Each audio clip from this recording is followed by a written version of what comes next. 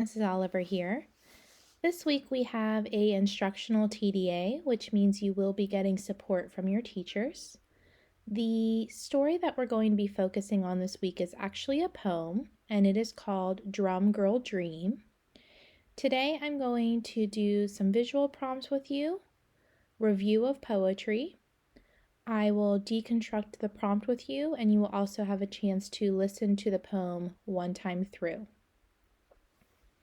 On slide 1, I have 3 pictures of people who are drummers. What I would like you to do is think and type explicitly, what do you see? So just tell me what you see in the picture.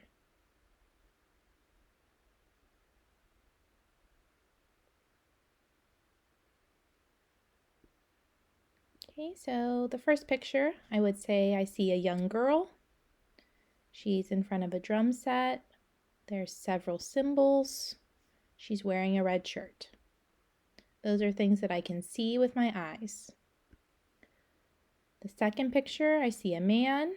His hair is flying up. He's at a blue drum set. He's holding a drumstick. Last picture, there are several people drumming. They have larger drumsticks and larger drums.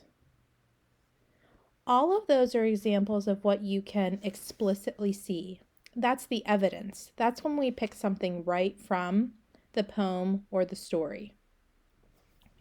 Now, I want you to go beyond that and think about what you can implicitly see. So what can you infer from these pictures? What do you think you know about these people? How do they feel? What do they think? Where are they?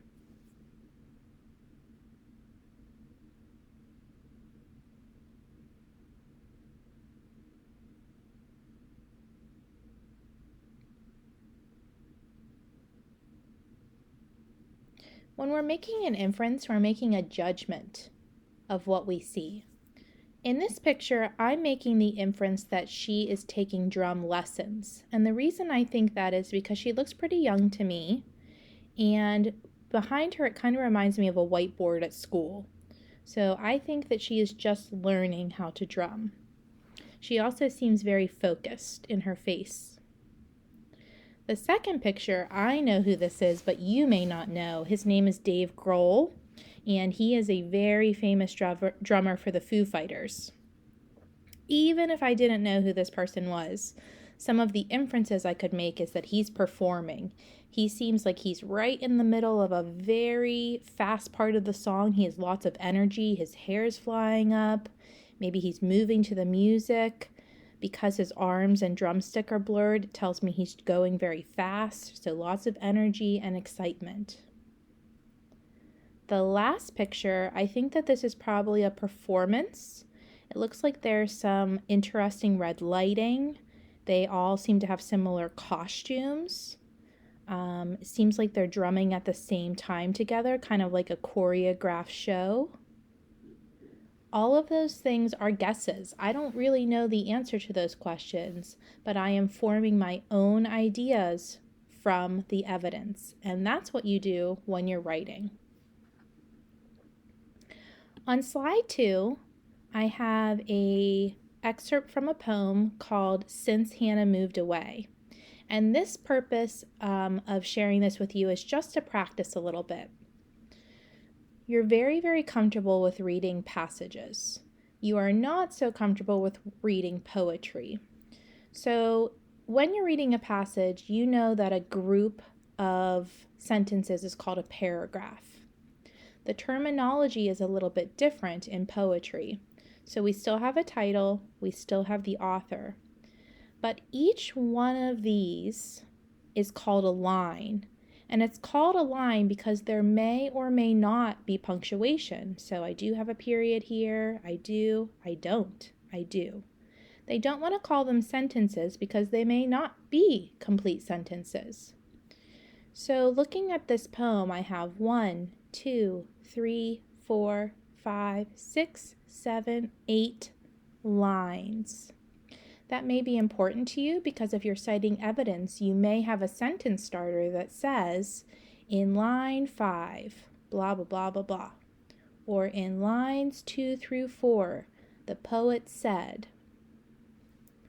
Another thing I want to talk about is when these lines are all grouped together, that is called a stanza. So I have 1, 2 stanzas in this poem. Other things you may be looking for are some types of figurative language. The sky is a grouchy gray. I would say that's a metaphor. They're comparing the sky to something that's grouchy. Also, chocolate ice cream tastes like prunes. That's a comparison, a simile using like. We have some repetition. Since Hannah moved away. Since Hannah moved away. We have some end rhyme. We have gray away, stay away, prunes and Junes. All of that fancy language really is important to getting the poet's ideas across.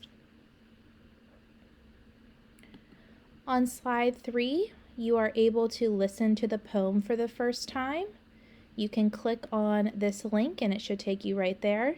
If you're having any troubles, go to YouTube and search for this title, and it should be right there. The one you want to listen to is about 10 minutes long.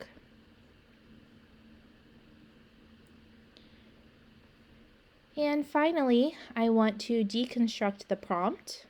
We know that poems are not informational, so I'm going to cross out the side that says informational, and I want to focus on the literature side. When I'm deconstructing a prompt, I'm looking mostly at the second sentence. That's where all the meat is. In the poem Drum Girl Dream, girls were not permitted to play drums. Okay, that's a short summary. Now I'm listening very closely for elements. Write an essay analyzing how the speaker of the poem uses words to show how dreams can be achieved.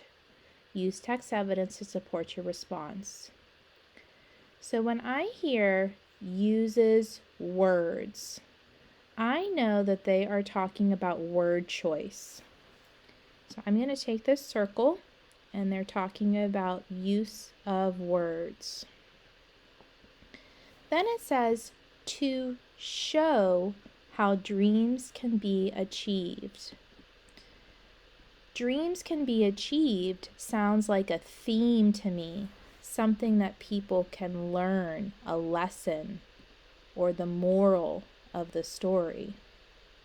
So for those reasons, I'm identifying the elements as word choice, and it is proving the theme that dreams can be achieved.